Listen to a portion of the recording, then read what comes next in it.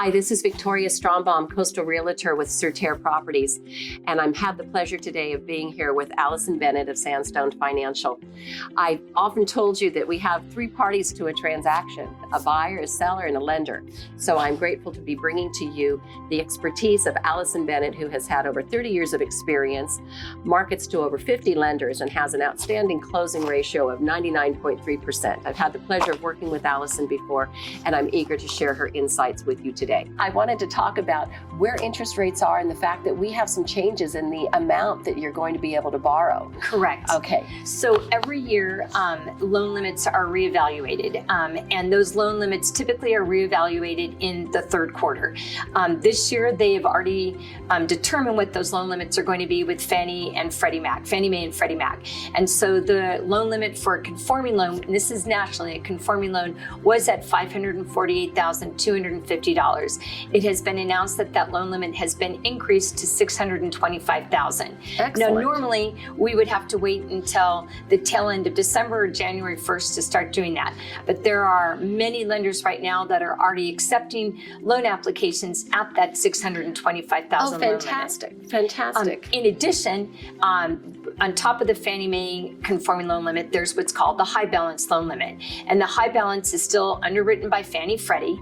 And that loan limit right now has been at $822,375. The proposal on that is that that loan limit will go up to about $933,000. It's a huge increase. It's about a 14% increase on both loan limits. That's not effective yet. It'll likely be effective in December, as late as January 1. But these loan limits are what used to be 2 years ago considered very jumbo loan limits. But with home prices accelerating across the nation and the median values going up, et cetera, Fannie and Freddie have proposed these new loan limits. So your borrowing power is just incredible right now. Correct. And rates. So let's talk roughly where rates are on both of those types of loans. Okay. Fixed rates. If I may, I'm going to address three different areas. So Please. We'll address the conforming loan limit, which will be at $625, the high balance loan limit, which will potentially be at $933, and then a jumbo loan, which is any loan amount over that $933. Right. In the past, there's been quite a difference between a high balance and a jumbo interest rate, or a conforming and a jumbo interest rate.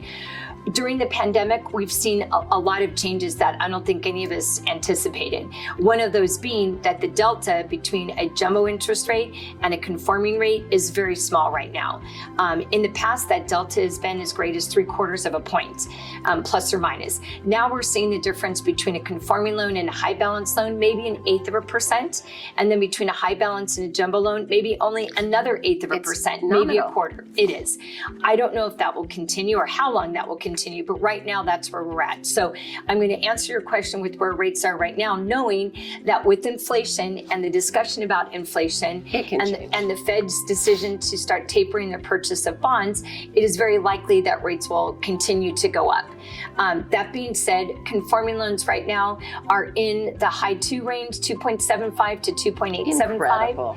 And then the high balance loans are going to be an 1/8 to a quarter higher. And then jumbo loans are in the low 3s right now. So again, there are a lot of variations to that. Money relationships, money's held on deposit, high FICO scores, larger down payments. So those are just some ranges to work with. It just blows my mind, and I'm not to date myself, but I started in the business in 1985, and my client's very first loan we just cheered was 17.75% fixed. So when I look at the borrowing power here, I'm so blown away by it. Yes. And so much so that I have a lot of clients of mine that are just thinking ahead.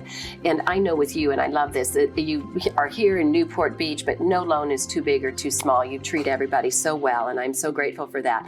So we've covered so much, and I love your candor and problem solving. If I was a family member, what other advice would you give me?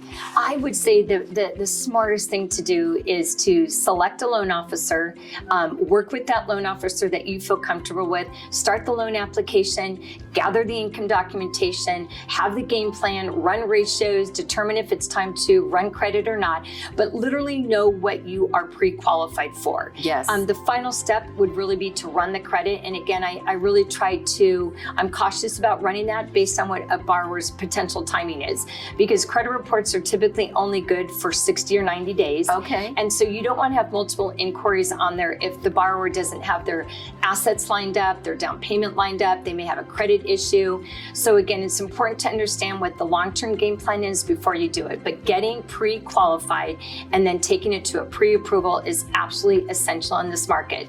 Again, most of the sellers and listing agents are coming back with shorter term times. They want an escrow to close in 30 days Correct. or less. Correct. And because there's so many steps that are involved now and regulations that every lender has to abide by, it takes time. Yes. And so again, I would say get pre-qualified, then get pre-approved. Okay, the value of a professional cannot be understated. That's true. Allycyn Bennett, Sandstone Financial, thank you so much. Thank you. Absolutely invaluable. Thank you. Thank you.